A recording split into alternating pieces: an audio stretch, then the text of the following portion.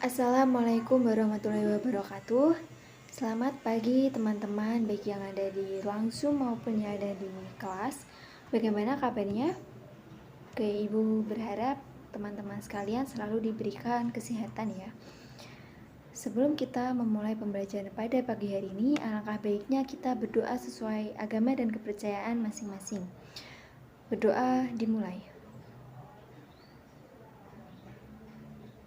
Berdoa selesai. Untuk siswa yang daring diharapkan untuk melakukan presensi yang telah Ibu kirimkan melalui WhatsApp group ya. Oke, pada pertemuan minggu kemarin kita sudah mempelajari materi tentang gambaran umum teks prosedur, dan di pertemuan pada hari ini kita akan mempelajari secara lebih rinci tentang teks prosedur. Adakah dari teman-teman sekalian yang mengetahui apa itu pengertian dari teks prosedur? Jika ada, silahkan untuk angkat tangan ya. Oke, untuk saudari Tiara, Ibu persilahkan untuk menyampaikan jawabannya.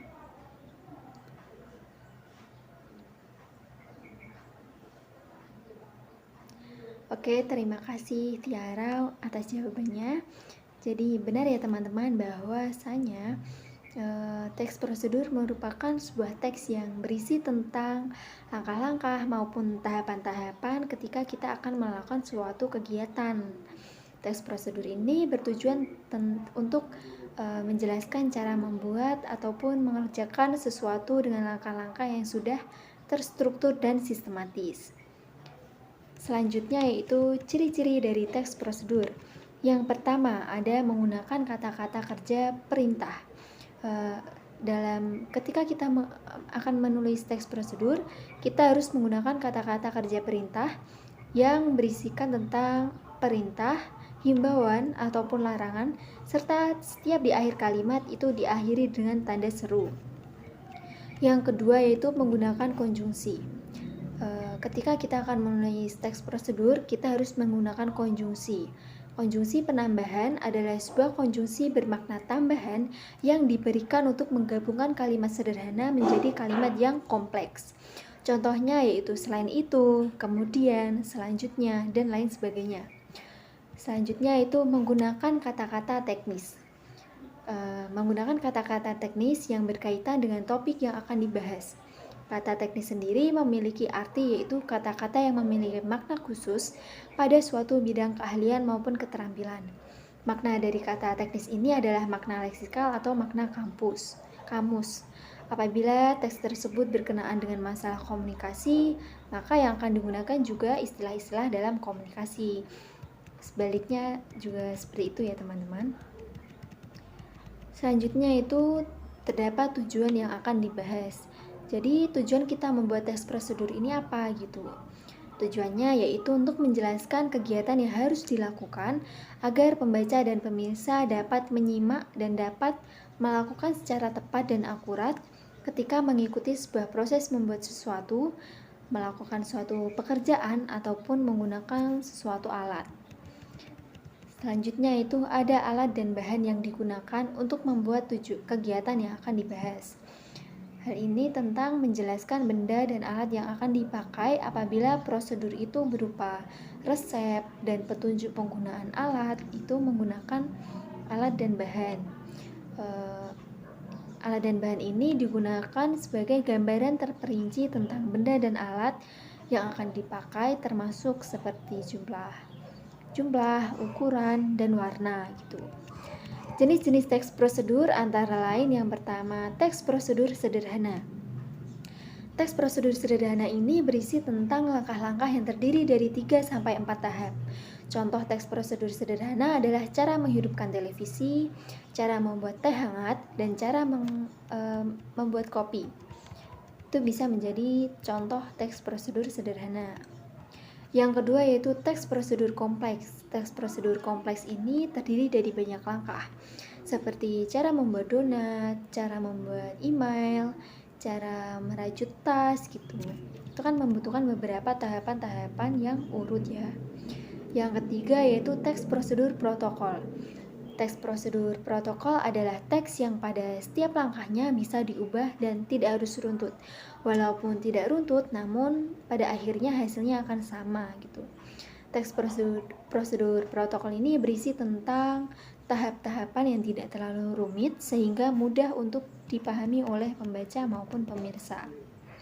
Selanjutnya itu struktur teks prosedur. Dalam penyusunannya, teks prosedur ini memiliki beberapa jenis struktur gitu. Yang pertama itu judul, untuk mengetahui kegiatan apa yang akan dilakukan. Yang kedua yaitu ada tujuan, dan pada awal pembuatan teks prosedur ini, penulis biasanya memberikan tujuan. Hal ini juga bisa untuk menginformasikan hasil akhir yang akan dicapai. Yang ketiga yaitu material. Material ini berfungsi untuk hal-hal apa saja yang perlu disiapkan ketika kita akan membuat suatu kegiatan. Bagian ini berisi tentang informasi, alat ataupun bahan yang digunakan dalam pelaksanaan kegiatan. Selanjutnya itu ada bahan dan alat, sama seperti di ciri-ciri teks prosedur. Bahan dan alat di sini juga digunakan untuk membuat resep ataupun melakukan sesuatu alat gitu. Dan digunakan sebagai gambaran terperinci tentang benda dan alat yang dipakai, termasuk ukuran, jumlah, dan warna. Selanjutnya itu ada langkah-langkah, yang bagian ini menjelaskan tentang proses ataupun tahapan yang harus dilakukan demi mendapatkan hasil yang maksimal sesuai dengan tujuan dari teks prosedur tersebut gitu. Langkah-langkah yang dibuat juga harus secara berurutan gitu agar para pembaca itu mudah memahami. Selain itu, susunannya harus logis, sistematis, dan mudah dipahami oleh pembaca. Yang terakhir yaitu ada penegasan ulang atau kesimpulan, tapi ini bersifat opsional ya teman-teman, karena di dalam teks prosedur itu sebuah kesimpulan itu boleh ada dan boleh tidak ada gitu. Di sini Ibu lampirkan salah satu contoh teks prosedur tata cara membuat Gmail. Yang pertama yaitu kita harus membuka Gmail di web Google. Setelah itu kita membuat akun baru dan klik opsi lainnya. Yang ketiga yaitu setelah kita klik opsi lainnya, lalu kita buat akun.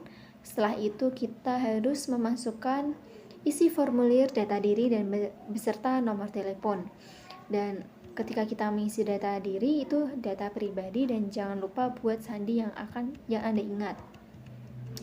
Pada bagian di situ pilih nama pengguna, dan nanti kita akan mendapatkan nama alamat email. Selanjutnya itu ada setujui privasi dan persyaratan. Yang terakhir itu kita sudah dapat memulai menggunakan email. Sangat mudah ya teman-teman. Ini termasuk contoh teks prosedur yang lumayan sederhana dan mudah dibuat. Kesimpulan, email merupakan salah satu alat komunikasi yang digunakan dalam aktivitas sehari-hari sebagai sarana surat menyurat dengan menggunakan media elektronik yang bersifat global. Bersifat global ini memiliki arti di setiap bagian negara manapun mereka selalu menggunakan email ketika mereka sedang bekerja dan mengirim surat menyurat gitu. Dan tata cara membuat email ini tergolong mudah, singkat, jelas, dan mudah dipahami gitu. Oke, sebelum Ibu menutup pembelajaran pada hari ini, apakah ada yang ingin ditanyakan terlebih dahulu?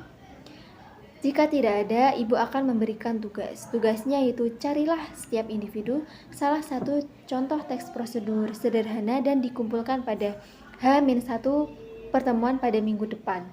Pada pertemuan minggu depan, kita akan membahas salah satu jenis teks prosedur secara berurutan. Oke, baik teman-teman, itu saja yang dapat Ibu sampaikan. Sebelum kita menutup pembelajaran pada hari ini, Ibu berharap kalian semua selalu diberikan kesehatan, selalu diberikan semangat, dan jangan pernah putus asa atas apapun hal yang Anda lakukan gitu. Baiklah, marilah kita berdoa untuk menutup pertemuan pada hari ini. Berdoa mulai.